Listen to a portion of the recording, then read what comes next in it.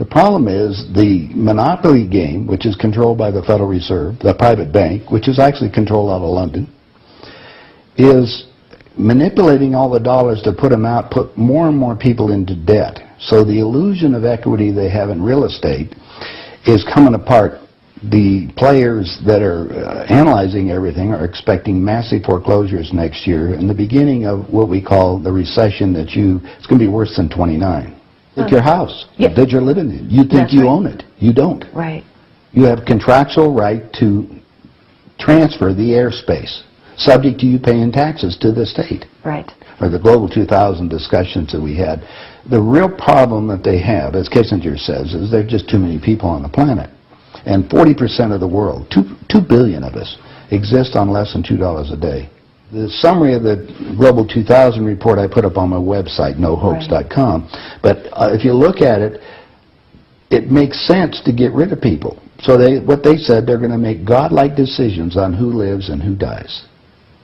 Now, obviously, some of the meetings we sat on, we were planning on using neutron bombs on the major cities, because that contains most of what they call... You actually heard this? I sat in on the meetings. I was in the game big time. In fact, I was making such a mess, they decided rather than kill me, which they could, they just invited me into the inner group and asked me to be the finance chairman. And at that point, I probably would have been in, Secretary of the Treasury or something, whatever they wanted to do with me. What I was doing prior to that, so, making it right, I would volunteer to become a president of a company. And I'd go in and liquidate it. And we get rid of the expendable containers. That was my job. Expendable containers meaning human beings? That's right. Yeah, it's amazing. That's well, that the was inside vernacular, wasn't it? Yeah. Oh, well, that's what we used at that time. I mean, it went from there to useless eaters today, so you're happy with it, you're a human resource. So, which, all you are is part of the commodity, even in the business sense. You look at it, you have a cost. Labor, what is labor? Yeah. Human resource. Right. When you're going to put together some kind of product. Well, the inside of the game, when we started to use neutron bombs, today they figure that biologicals are much cheaper. Mm-hmm. They're still planning on, the plan is to get a war started in the Middle East. And they're still planning on using a neutron bomb, or one of the bombs that they've got developed on Israel. Mm-hmm. And that's to begin World War III, which is all on the cards. And it's going to happen. They even put a monument up for this whole program. It's called the Georgia Guidestones. Outside of Atlanta, and they've got it all set down there. It's all in 8 languages. Basically, it's fait accompli as far as they're concerned. It's just to get the thing going in the Middle East, and it's not going fast enough. I mean, Carter put this thing in, so we have the Plan 2000 with the war starting in the year 2000 in the Middle East. Right. Reduce the population of the planet down to 500 million, have one world currency under the Homeland Security, or the FEMA if you want to call it. They're going to declare an emergency, which are going to shut down everything. My friends, my CIA associates, I don't even call them friends anymore. CIA is crooks in action. Yeah. They're all professional liars. Yeah. I mean, they got to be if they have that job. Yeah. So you have to look at what they're doing. Anyway, they're so concerned, they're leaving the country too. Most of them are going to Latin America. Meanwhile, they're closing in every day right now, just closing in to make it so we're going to be set up in these enemy prisoner war camps. I published a book.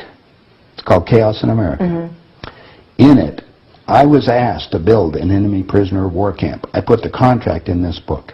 So you can read it for yourself. This is in downtown Las Vegas, right on the railroad tracks. It says enemy prisoner war camp. They're all on top. And they're building them all the way across the United States right now. Bush signed an executive order taking the old forts and the army places that we shut down to get those organized to hold the so-called dissidents. Now, what's the definition of a dissident? And the problem is that we're going to enslave ourselves, because most of the people want to keep having food coming in, and you're going to follow the line. You're just walking yourself into your own prison camp. Then we're going to come down to the extermination, just like World War II. Right. Well, Phil and I have lectured together. I know Phil Snyder. He's dead now. Yeah, I know he's dead. And so what about what he was saying about the number of bases at that time? I think it was 129 bases before he died. Underground had already been built. Is that all for the elite? Yeah. Really? What are they going to do with the rest of the people? They just get rid of them, leave them above ground and be radiated. Now, my son happens to be a nuclear physicist. Spent the last 3.5 years in a secret city in Russia. They're about 12 years ahead of us. They have 22,000 nuclear warheads. And of course, we're the target. The Soviets have 3 nuclear submarines on the west coast and 3 on the east coast. They're about 2 football fields in length, 5 stories tall, and they all are nuclear power and aimed at our major cities. West Coast gone. Well, because the plan is the northern hemisphere is where they're going to release the nuclear bombs, and the theory was that the winds from the North Pole that are coming down, because that's increasing drastically, will go to the equator, and there will be very little spillover because of the reverse of the winds, because of the southern hemisphere. Okay. So therefore, the nuclear radiation here will be a lot more than the southern hemisphere. And this is a fait accompli, you believe? Oh, they think so. Oh, yeah, they think they've won. That's the reason why they don't bother about me talking about it. They don't care whether you know or not. What are you going to do about it? And you have no idea what China is until you go over there for yourself. With 1,300,000,000. You understand? Almost, well, a little over 4 times our population. Right. It's, you know, I spent some time over there and I had some government friends. They think what they're going to do is let the West go have its fight. And then they want to clean up. They say it's been 5,000 years. We want to run the world when we get through. And what they're doing? Acquiring all the assets. They figure that Canada and the United States, the property there will, the food growing areas will be enough to take care of their people. And that's what they're looking at. Why are they? I mean, they bought so oil. the U.S. will become a resource. Yeah. Whatever's left of it. Whatever's left of it. Yeah. You seem to be in a unique position to be able to put a fair amount of this together, which is quite interesting. Well, I walk my talk. I played the game. You played the game. You know one level of it. And I know. I used, like I say, I used to play around with the world leaders, so I know what they're planning on doing. What change of heart? What happened in you that made you decide to share this information that happens at the inside levels? Well, it come back to a moral situation that happened to me, I think. When I flew to Aspen. I brought my 2 daughters up there so they could go skiing. And when I was invited to this meeting. When I walked into the room, the world leaders were there. And that's when they asked me to be the finance chairman. As they said, we'd like you to be the finance chairman for the next president of the United States. And the first thing I asked is, why me? And they said, well, we owe you a favor. Remember I told you I volunteered to be president of companies as I went down? And then you liquidate, I didn't charge them anything for it. It was just a game. I see. And anyway, that's what they said. So I thought you'd be good on the team, I'd be good. I'd be a team player. I just did it because it was, another one of these things. So next thing I asked them, I said, well, wait a minute. I just started this $100 million project. And they said, don't worry about it. We'll put it on ice. And I said, okay, who with? And I said, well, you can do that. Then I said the next thing was, who is going to be the next president? Now, this is 2 years before he became president. Right. They said Jimmy Carter, and I said, Jimmy who? And they said, well, he's the Democratic governor of Georgia. And I said, I've been voting Republican. And Paul Volcker said, son, don't worry about it. We control them both. Yeah. And I said, well, I got the next question is, what does a finance chairman do? Yeah. I haven't been doing that. I've been playing all this other stuff. They said, will you sit down with Ted? And so I sat over with Ted Kennedy. He's sitting right next to me. And Ted and I are, he's just joking. He says, George, you're going to love this job. You're really good with money. We're going to send you out to all the state Democratic functions to raise money for the National Democratic Party.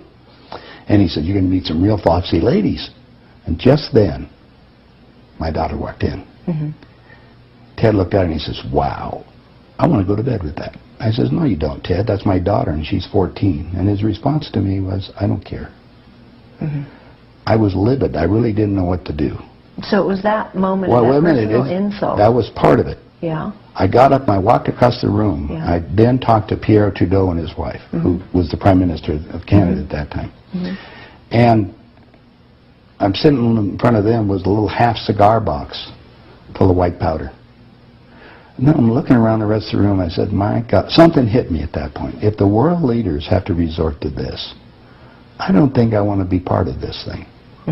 I mean, even to the even to the pollution and getting everything else they're talking about, getting rid of all the other people. I mean, I was raised in a packing house and slaughtering animals, and you get to the point where people are just animals at that level. And then I found out a little bit more about the details of the Plan 2000, of the annihilation of the entire planet. I said, I got to stop these people. There's something there. I mean, it's just, they got to be stopped.